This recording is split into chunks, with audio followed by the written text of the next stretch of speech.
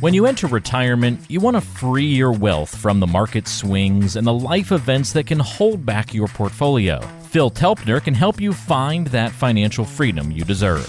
This is the Breakout Wealth Podcast. Welcome to the Breakout Wealth Podcast with Phil Telpner, and we're going to talk about getting you to and through retirement. Phil Telpner, of course, at Breakout Private Wealth, wherever you are today in the greater Chicago area. Here's a very important phone number for you to call, 224-616-2016. That is 224-616-2016. Wherever you are in the greater Chicago area, remember that Phil's office is in Glenview, but you can have a conversation with him on the phone or via Zoom if you like, and then go to the office later. But it is good that you tuned in today because we're going to talk about some very important things to help you end your financial anxiety. Listen, plan, grow with Phil Telpner. Phil, how you doing, buddy? I'm well, Ron. How are you, sir?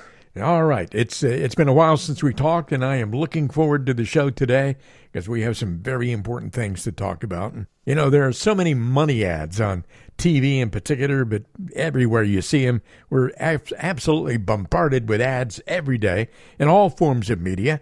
But have you ever taken a closer look at these messages? If we unpack some of those headlines and ads a little bit more, we're able to clearly understand what emotions they're trying to elicit, and more importantly, we can figure out what companies are trying to sell us.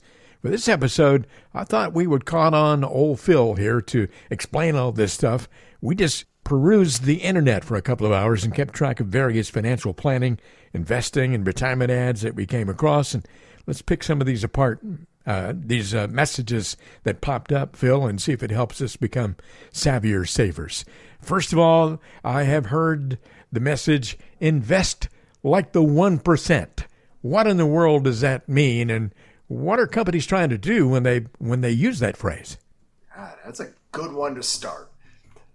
So there is a perception that whatever you want to call the 1%, that there's a secret there, that they know something that you and I don't know. Like there's some sort of magical formula, a logarithm, special product that gets them to be the 1%. Yeah. And of course, since this is my podcast and I can say whatever I want, that's complete bullshit. Doesn't exist. There is no fancy logarithm. I have multi-million-dollar clients that are invested more or less the same as smaller clients. You know, they're trying. It's a little like the club that has the velvet rope. Yeah. And only takes in one or two at a time. So they're trying to sell special, sell fancy. Yeah. And quite honestly, when it comes to investing, special and fancy is not what you want. Like so many other things, I know on one show we spoke about diet, right? You know, there's a lot of nuances to all that, but the basics are the basics, right? Eat less than your body burns off, exercise a little bit, and you'll lose weight. Invest in a well-constructed, diversified portfolio, rebalance when you need to, get some help with some of the planning topics, and you'll be more or less fine. Stay away from the shiny objects. There's a great quote, I think it's by Charlie Munger, and he said something like, incentives matter. So ask yourself when you see those, what's the incentive? Who's making the money on this, right? And if it's not a fee-only advisor that only derives their income from advising clients, maybe a portfolio management, then you just have to ask yourself, what are they selling? And you know, it's just that stuff just drives me crazy. It's almost like they're saying, invest like the 1% and you'll become part of this elite group, you know, if you just do this, do business with our company. But but it doesn't work like that. Yeah. Wealth building is a long-term process, just like physical fitness, or just like becoming a lawyer or an architect or anything. It requires time. It requires sticking to it. It most likely involves some uncomfortable times. Maybe that's now, Yeah. as we're seeing a little bit of that, of course. But that's part of the process, right? You can't lose weight if you're not hungry. You can't make money in the markets if every few years, you become overly concerned or start reaching for some of this high fee nonsense that's out there. Well, we're talking about how money ads catch your attention, and we're talking about not just on TV, but in magazines, the internet, everywhere, just about every kind of media. And I have heard it said that you can become a market master. What does that mean, and what are they trying to accomplish when they say that? Well, since I already used my favorite word with the last question, I'm not going to repeat it. Mm-hmm. But it's bullshit, so I guess I will repeat it. Feel free to tell us how you really feel. Yeah. So, as somebody that's been involved with the capital markets, my first day on the floor was 1987, which makes me old, but also I've seen and been through every crisis from 1987 till now. I can tell you that there are no market masters, that it doesn't exist. There are some high-performing hedge fund type investments, and if you track the performance of them, you will probably not be all that impressed. Mm-hmm. Again, it's the basics that people don't get. It's the basics. Have a good savings rate. Invest consistently, use a diversified portfolio, get some help. These are the things that get you wealthy over time. There is no buy my program, hang out in my chat room, I'll tweet you my trades. I mean, mercy, like it just doesn't exist. Certain guys can get hot in certain markets. Certain strategies work really well in certain markets and will blow you out in others. It is just a question of taking those steps consistently over time and letting compounding work in your favor. There is no other way. You will not be you can call yourself a market master, but we've seen, here's a good example. We've seen all you have to do is buy Facebook, Amazon, Netflix, whatever, some of this other garbage. We've seen what happens to those people, right? Yeah. They're down 60, 70, 80%, right? Oh, I'll never sell my Facebook. I'll never, okay, all right, whatever, right? So live by the sword, die by the sword a little bit with all that stuff, right? Yeah. We're talking about money ads, and we've all seen them, and I just thought today I could bring up a few, and Phil could explain, what they're all about and what these companies are trying to achieve by saying these things. One thing that, that we all want, you see advertisements where they're saying, secure your future, protect your nest egg. Who exactly are they trying to reach there, Phil? Oh, they're playing on the biggest emotion that there is known to man, and that's fear. Yeah. So, again, Charlie Munger, one of my favorite people to learn from. Honestly, I mean, the way that he thinks things through is amazing to me, especially at his advanced age and all that.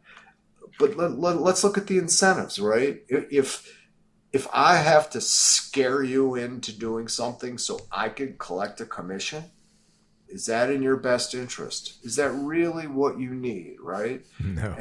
And are you going to be there for me when I have questions, right? How is that helping me get to, secure my future or whatever. Generally, these are used in annuity and insurance type of products that we all know have very high fees. And anytime you combine an investment and an insurance product together, you get inferior, both become an inferior product, right? So yes, we need insurance. Yes, we need investments. How do you combine them? And it's just, it's not great. For some people, creating income via an annuity in retirement makes sense. So I'm not like those creeps on TV that I hate all annuities and all that, but it is a very specific niche kind of a thing for people. And there's other uses for it. I know we've touched on some other ones where, as people get older, maybe it makes sense to have a little more of a steady stream of income so people don't get too concerned about their assets. But again, that's an advisor. That's case by case. That requires a lot of detail, conversations. You should never be scared or, psychologically, to your point, you never make good decisions, right? When you're fearful. Yeah. So anything that you see that's trying to trigger fear or concern, look, I mean, I have concern. I mean, I'd be a complete moron if I didn't, right? But I am not letting that drive my decision making. So anytime you see that kind of stuff, unclick, turn it off, go for a walk, call me, we'll talk about it, but do not fall prey to that, please. Well, we got another one here on my list that's, kind of the same kind of thing. I mean, it's like playing on people's fears, especially now. You see some of these ads saying, stock market, have you worried? Well, a lot of people are concerned about the stock market right now. What are they trying to accomplish there? Is that the same fear thing you're talking about? Absolutely. Everybody's always concerned about the stock market, whether it's at all-time highs in December of 2021 or wherever we're at, down 15% here in September. Look, I believe that if you're invested properly, have some education, have a good cash cushion depending on where you are in your life, multiple income streams, you could be concerned about. There's a difference between being concerned and worried. Yeah. Does that make sense? Yeah, it does.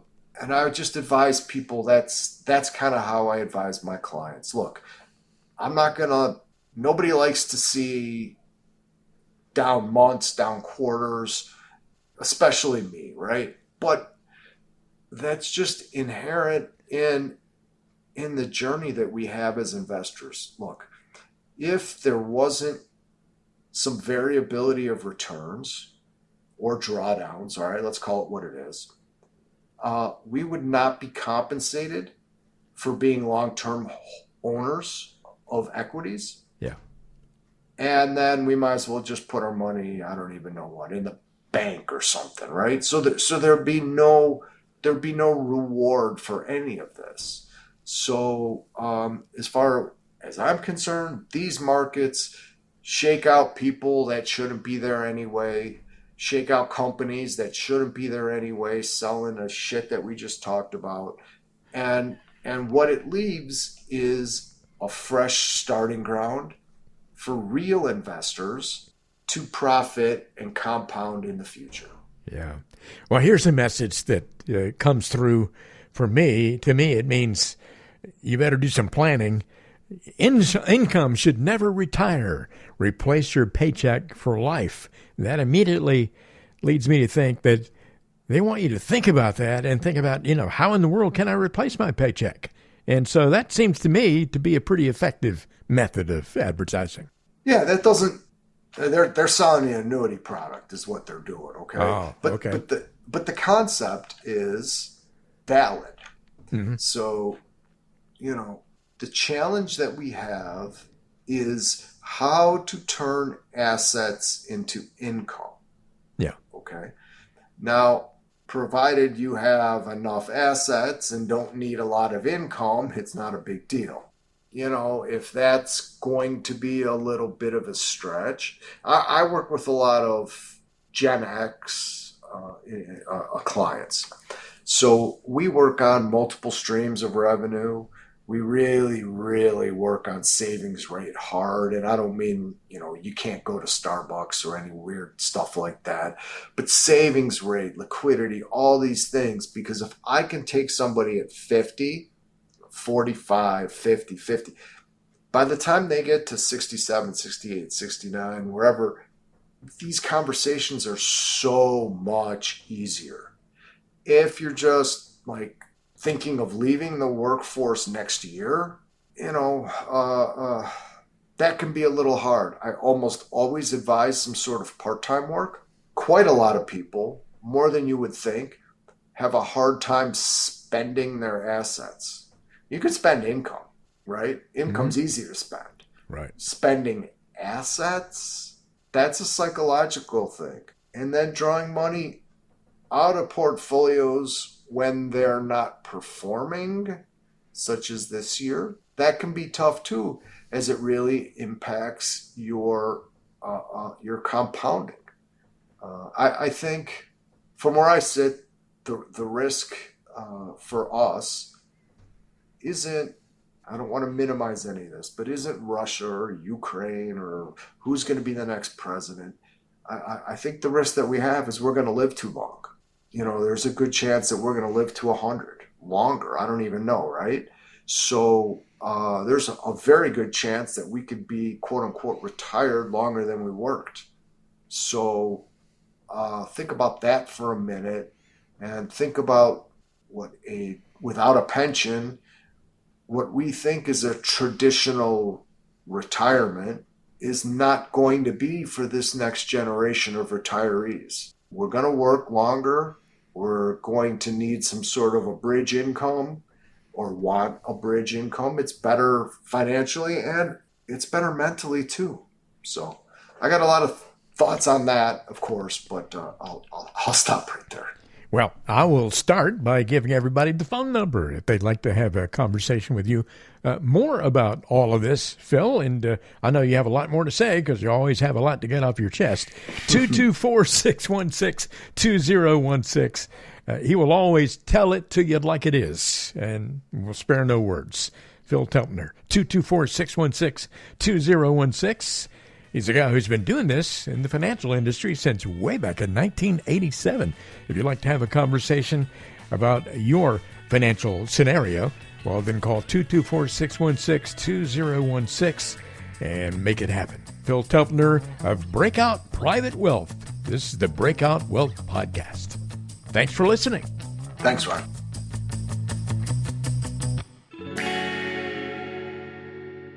Breakout Private Wealth, LLC, is a registered investment advisor located in Glenview, Illinois. Today's content is for informational purposes only and does not constitute tax, investment, or legal advice. Please consult with a qualified professional before taking any action.